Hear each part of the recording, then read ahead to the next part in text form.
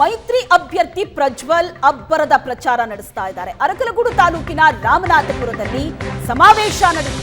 ಪ್ರಜ್ವಲ್ ಪರ ಮಾಜಿ ಸಿಎಂ ಕುಮಾರಸ್ವಾಮಿ ಅಖಾಡಕ್ಕಿಳಿದಿದ್ದಾರೆ. ರಾಜ್ಯದಲ್ಲಿ ಕಾಂಗ್ರೆಸ್ ಅಧಿಕಾರಕ್ಕೆ ಬಂದು 11 ತಿಂಗಳಾಗಿದೆ. ರೈತರ ಪರವಾಗಿ ಕಾಂಗ್ರೆಸ್ ಏನೂ ಕೆಲಸ ಮಾಡ್ತಾ ಇಲ್ಲ. ಕಾಂಗ್ರೆಸ್ ಅಧಿಕಾರಕ್ಕೆ ಬಂದಾಗ ಬರ ತಾಂಡವವಾಡ್ತಿದೆ. ನೀವು ಉಚಿತವಾಗಿ ಏನಾದರೂ ಕೊಟ್ಟಿದ್ರೆ ಅದು ಬರಗಾಲ ಮಾತ್ರ. ಕರ್ನಾಟಕದಲ್ಲಿ ಮೈತ್ರಿ ಅಭ್ಯರ್ಥಿಗಳನ್ನ 28 ಕ್ಷೇತ್ರಗಳಲ್ಲಿ ಗೆಲ್ಲಿಸಿ ಅಂತ ಸರ್ಕಾರದ ವಿರುದ್ಧ ವಾಗ್ದಾಳಿ ನಡೆಸಿದ್ರು ಪ್ರಜ್ವಲ್ ರೇವಣ್ಣ. ಜೊತೆಗೆ ರಾಜ್ಯದ ಮತದಾರರನ್ನು ಮನವಿಯನ್ನ ಮಾಡಿದ್ರು. ಹಾಸನದಲ್ಲಿ ಮೈತ್ರಿ ಅಭ್ಯರ್ಥಿ ಪ್ರಜ್ವಲ್ ರೇವಣ್ಣ ಅಬ್ಬರದ ಪ್ರಚಾರವನ್ನ ನಡೆಸಿದ್ರು. ಕುಮಾರಸ್ವಾಮಿ ಅವರು ಕೂಡ ಭಾಗಿಯಾದರು ಈ ಕಾರ್ಯಕ್ರಮದಲ್ಲಿ. ಅರಕಲಗೂಡು ತಾಲೂಕಿನ ರಾಮನಾಥಪುರದಲ್ಲಿ ನಡೆದಂತಹ ಸಮಾವೇಶ.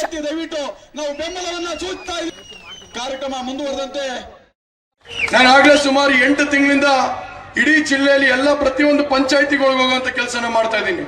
ಒಂದ್ ಸ್ವಲ್ಪ ಕೆಮ್ಮಿದೆ ನನಗೆ, ಯಾಕಂದ್ರೆ ಬಹಳಷ್ಟು ಕಡೆ ಹೋದಂತ ಸಂದರ್ಭದಲ್ಲಿ ಧೂಳು ಮತ್ತೆ ಕುಡಿಯೋ ನೀರಿನ ಸಂದರ್ಭದಲ್ಲಿ ಇದ್ದಂತ ಸಂದರ್ಭದಲ್ಲಿ ಇವತ್ತು ಬಹಳಷ್ಟು ಕಡೆ ಹೋದಂತ ಸಂದರ್ಭದಲ್ಲಿ ಒಂದ್ ಸ್ವಲ್ಪ ಕೆಮ್ಮುಗಳು ಹೆಚ್ಚಾಗಂತ ನಿಟ್ಟಲಾಗಿದೆ. ಹಾಗಾಗಿ ಭಾಷಣ ಮಾಡ್ಬೇಕಾದ್ರೆ ಕೆಮ್ಮಿದ್ರೆ ದಯವಿಟ್ಟು ಕ್ಷಮಿಸ ಅಂತ ಕೆಲಸ ಮಾಡ್ಬೇಕಾಗ್ತದೆ. ಇವತ್ತು ಬಹಳ ಜನ ಮಾತಾಡ್ತಾರೆ, ಮಂಡ್ಯದಲ್ಲೂ ಬಹಳ ಜನ ಹೇಳಿಕೆ ಕೊಡೋಗಳನ್ನ ನೋಡಿದೀನಿ ಇವತ್ತು. ಆದ್ರೆ ನಾವೇ ಕುಮಾರಣ್ಣನಿಗೆ ನಾವು ಸಮಯನ ಕೇಳಿದಂತ ಸಂದರ್ಭದಲ್ಲಿ ನಾವು ಕುಮಾರಣ್ಣನಿಗೆ ಕೇವಲ 2 ಪಾಯಿಂಟ್ 3 ಪಾಯಿಂಟ್ ಕೊಡಿ ಕುಮಾರಣ್ಣ ಸಾಕು, ನೀವು ಜಾಸ್ತಿ ಬಡಬೇಡಿ, ನಿಮ್ಮ ಆರೋಗ್ಯ ಕಡೆ ಗಮನ ಹರಿಸಿ ಅಂತ ಹೇಳಿದಂತ ಸಂದರ್ಭದಲ್ಲಿ ಇಲ್ಲ, ನಾನು ನನ್ನ ಮಗ ಇದ್ದಂಗೆ ನೀನು ಖಂಡಿತವಾಗ್ಲೂ ಗೆದ್ದು ಬರ್ಲೇಬೇಕು ಈ ಸರಿ, ಆ ವಿಶ್ವಾಸನ ಮೂಡಿಸೋ ಕೆಲಸ ನಾನು ಮಾಡ್ತೀನಿ, ಪ್ರತಿ ಹಳ್ಳಿಗೆ ಹೋಗುವಂತ ಕೆಲಸನ ಮಾಡ್ತೀನಿ ಅಂತ ಹೇಳಿ 3ನೇ ಬಾರಿ ಇವತ್ತು ಹೃದಯ ಚಿಕಿತ್ಸೆ ಆಗಿದ್ರು ಕೂಡ ಇವತ್ತು JDS ಪಕ್ಷದ ಕಾರ್ಯಕರ್ತರು ಮತ್ತೆ ಬಿಜೆಪಿ ಪಕ್ಷದ ಕಾರ್ಯಕರ್ತರನ್ನ ಇವತ್ತು ಎತ್ತಿಡಿ ಅಂತ ಕೆಲಸನ ಮಾಡಿ ಮತ್ತೊಮ್ಮೆ ನರೇಂದ್ರ ಮೋದಿ ಅವರನ್ನ ಪ್ರಧಾನಮಂತ್ರಿ ಮಾಡೇ ಮಾಡ್ತೀನಿ ಅನ್ನೋ ಒಂದು ಸಂಕಲ್ಪನ ಕಟ್ಟಿ ಇವತ್ತು ಮೂಲೆ ಮೂಲೆ ಓಡಾಡೋ ಅಂತ ಕೆಲಸನ ಮಾಡ್ತಿದ್ದಾರೆ. ಇವತ್ತು ಬಹಳಷ್ಟು ಟೀಕೆ ಮಾಡ್ತಾರೆ, ನಾವು ಚರ್ಚೆ ಮಾಡ್ತಾ ಇದೀವಿ. ಇವತ್ತು ಈ ಕಾಂಗ್ರೆಸ್ ಪಕ್ಷ 11 ತಿಂಗಳಾಗಿದೆ ಅಧಿಕಾರಕ್ಕೆ ಬಂದು, 11 ತಿಂಗಳು ಈ ಕಾಂಗ್ರೆಸ್ ಪಕ್ಷ ಅಧಿಕಾರಕ್ಕೆ ಬಂದ್ರು ಕೂಡ ಇವತ್ತು ಯಾವುದೇ ರೀತಿ ರೈತಾಪಿ ಜನತೆಗೆ ಇವತ್ತು ಒಂದೇ ಒಂದು ರೀತಿ ಆಶಾಕಿರಣವಾಗಿ ನಿಲ್ಲ ಅಂತ ಕೆಲಸನ ಮಾಡಿಲ್ಲ. ಇವತ್ತು ನಮ್ಮೆಲ್ಲರಿಗೂ ಗೊತ್ತಿದೆ, ಈಗಾಗಲೇ ಬಹಳಷ್ಟು ಹಳ್ಳಿಗಳು ಕೂಡ ಇವತ್ತು ಬೋರ್ವೆಲ್ಗಳಾಗ್ಲೇ ಬತ್ತೋಗುವಂತ ಪರಿಸ್ಥಿತಿ ಆಗ್ತಾ ಇದೆ. ಇವತ್ತು ಕೆರೆಗಳಲ್ಲಿ ನೀರಿಲ್ಲ, ಇವತ್ತು ನದಿಗಳಲ್ಲಿ ನೀರಿಲ್ಲ. ನಮ್ಮ ಯಾವುದೇ ಸಂದರ್ಭದಲ್ಲೂ ಕೂಡ ಇವತ್ತು ಇಷ್ಟು ಬರಗಾಲನ ನಾವು ಇತಿಹಾಸದಲ್ಲೇ ನೋಡುವಂತ ಕೆಲಸ ಆಗಿರ್ಲಿಲ್ಲ. ಆದ್ರೆ ಬಂಧುಗಳೇ, ಒಂದು ಮಾತ್ರ ಜ್ಞಾಪಕ ಇಟ್ಕೋಬೇಕು, ಕಾಂಗ್ರೆಸ್ ಪಕ್ಷ ಯಾವಾಗ ಅಧಿಕಾರಕ್ಕೆ ಬಂದಿದ್ಯೋ ಆಗ ಬರಗಾಲ ಖಚಿತ ಬುದ್ಧಿ ಅನ್ನೋದನ್ನ ಇವತ್ತೆಲ್ಲ ಕಂಡಿರೋ ಅಂತ ಕೆಲಸನ ನಾವು ಮಾಡಿದ್ದೀವಿ.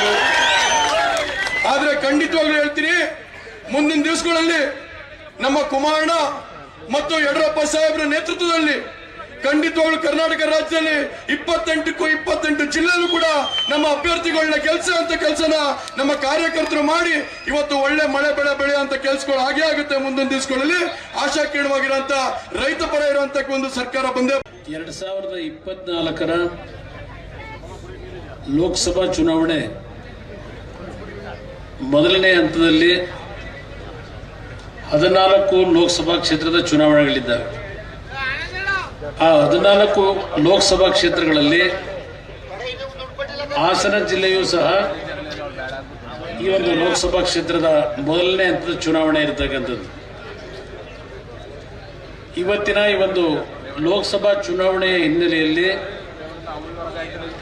ಅರಕಲಗೂಡು ವಿಧಾನಸಭಾ ಕ್ಷೇತ್ರದ ರಾಮನಾಥಪುರ ಭಾಗದ ಎಲ್ಲ ನನ್ನ ತಂದೆ ತಾಯಿಂದರ ಯುವಕ ಸ್ನೇಹಿತರ ಸಮ್ಮುಖದಲ್ಲಿ ಮಂಜಣ್ಣ ಅವರ ನಾಯಕತ್ವದಲ್ಲಿ ಇವತ್ತಿನ ದಿನ ಒಂದು ಸಭೆಯನ್ನ ಏರ್ಪಾಡು ಮಾಡೋದ್ರ ಮುಖಾಂತರ ಜಾತ್ಯತೀತ ಜನತಾದಳದ ಮತ್ತು ಭಾರತೀಯ ಜನತಾ ಪಕ್ಷದ NDA ಅಭ್ಯರ್ಥಿಯಾಗಿ ಪ್ರಜ್ವಲ್ ರೇವಣ್ಣ ಅವರೇನು ಸ್ಪರ್ಧೆಯಲ್ಲಿದ್ದಾರೆ, ಅವರ ಪರವಾಗಿ ಅರಕಲಗೂಡು ವಿಧಾನಸಭಾ ಕ್ಷೇತ್ರದ ಜನತೆಗೆ ಈ ಒಂದು ವೇದಿಕೆ ಮುಖಾಂತರ ಮತವನ್ನ ಕೇಳ್ತಕ್ಕಂಥ ಒಂದು ಮನವಿಯನ್ನು ಸಲ್ಲಿಸಲಿಕ್ಕೆ ಬಂದಿದ್ದೇನೆ.